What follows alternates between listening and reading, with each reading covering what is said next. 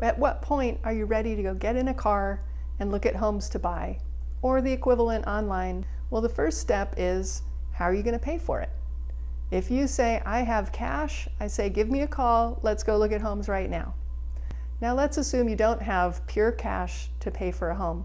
So then you're going to be qualifying for a loan. I've done a whole bunch of loans over my career, and I can help you trouble spot and figure out, is this going to be pretty straightforward to qualify for a loan, or is it going to be more difficult? And the first step we run into is the credit score.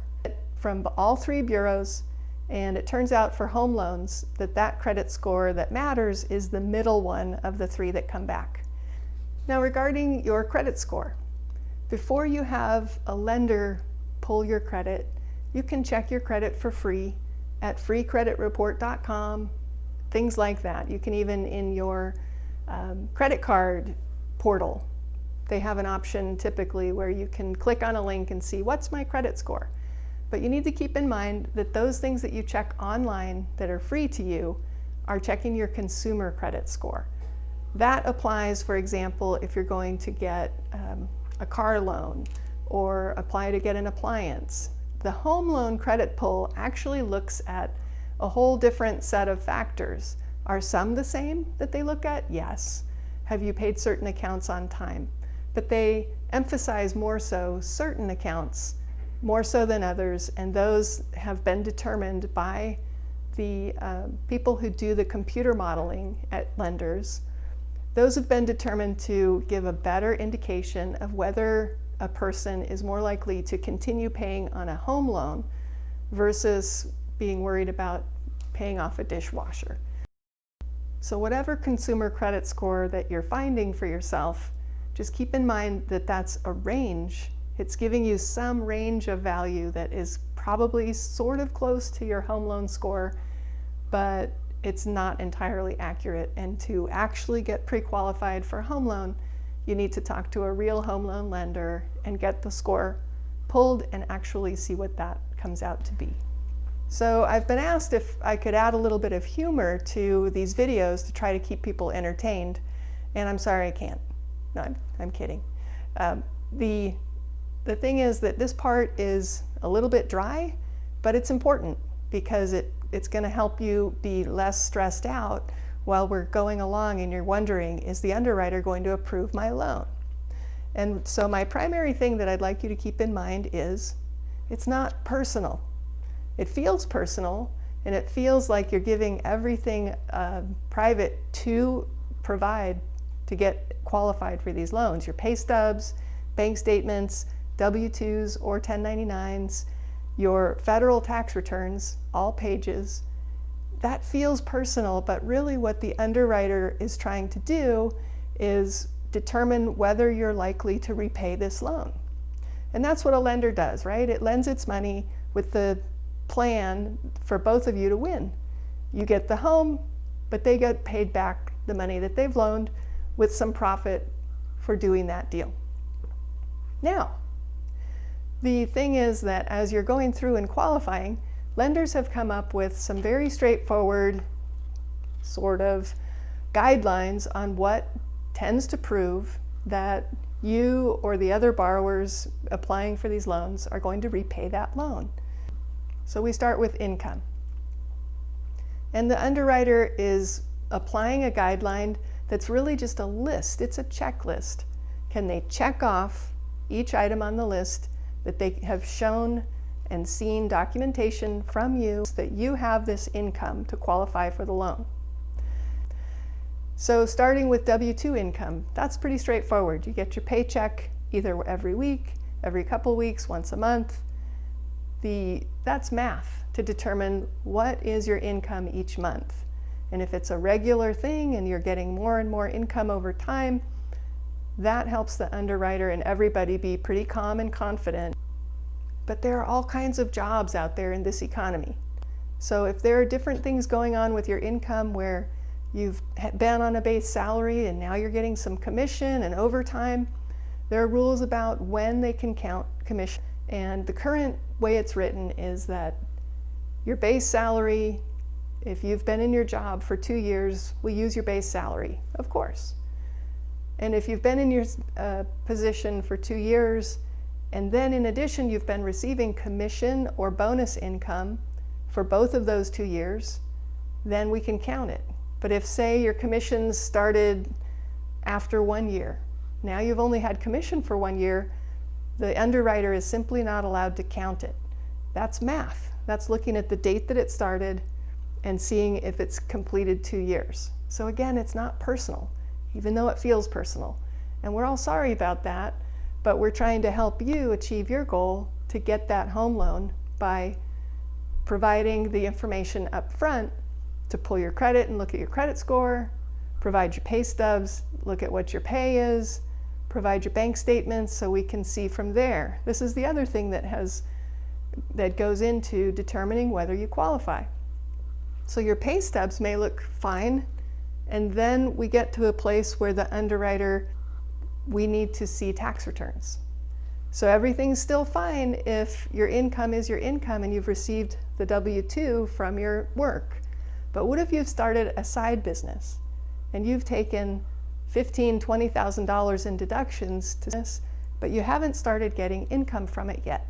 So those deductions go against your W-2 income.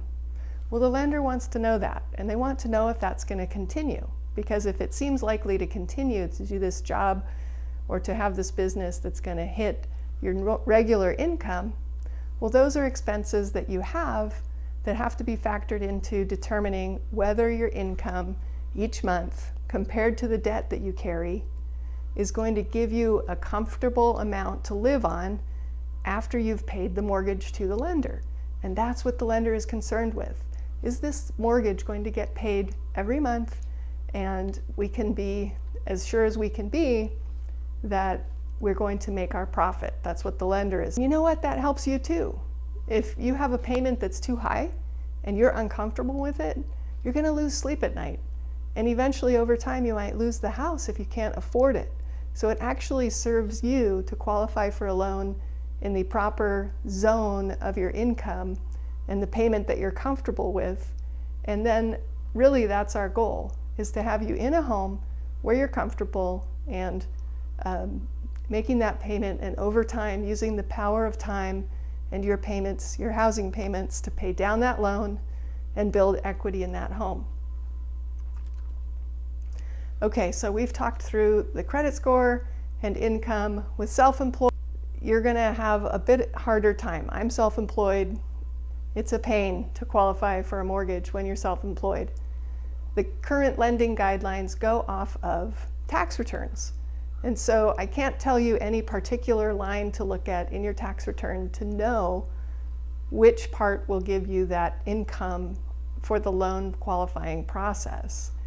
With some businesses that declare certain income on other lines and take some deductions compared to other businesses that have income in different parts of the schedules and have different deductions, there are so many variations that it doesn't help to try to point you to that on this video.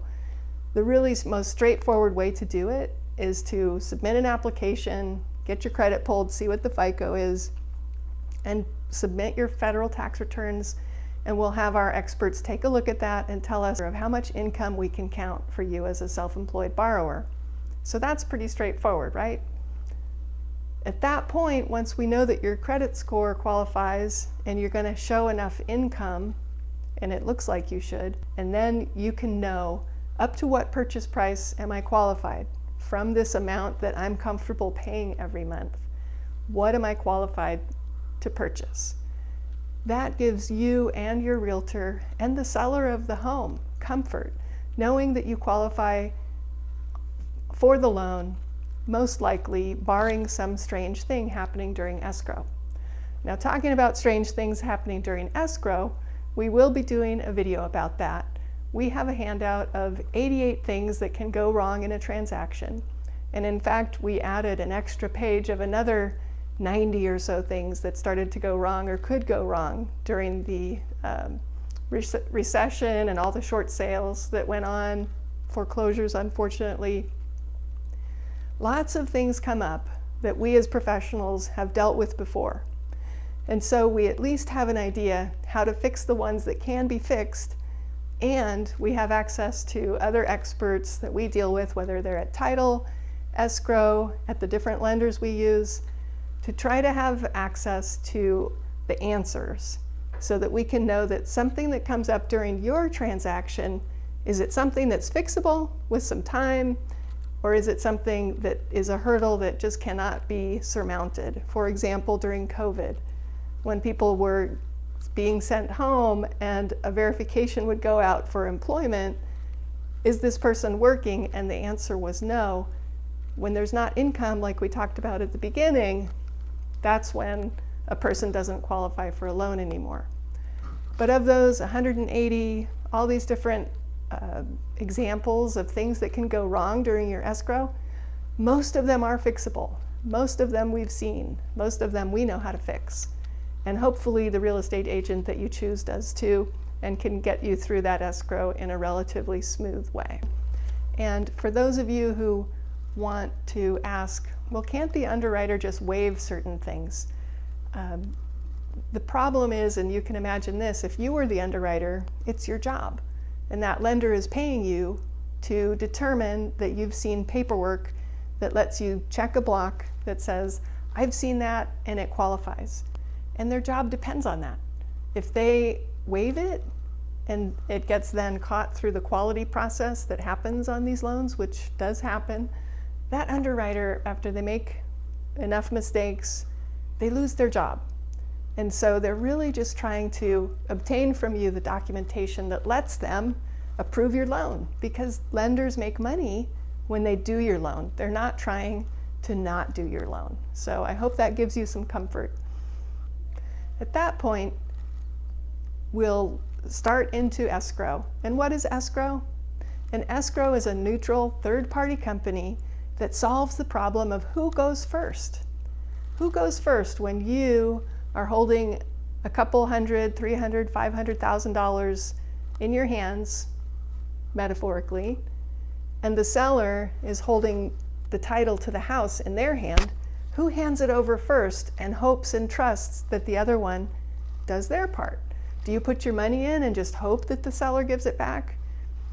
What the escrow does is they're a neutral third party, and they only act on written instructions from both sides. So both sides have to have signed the instructions.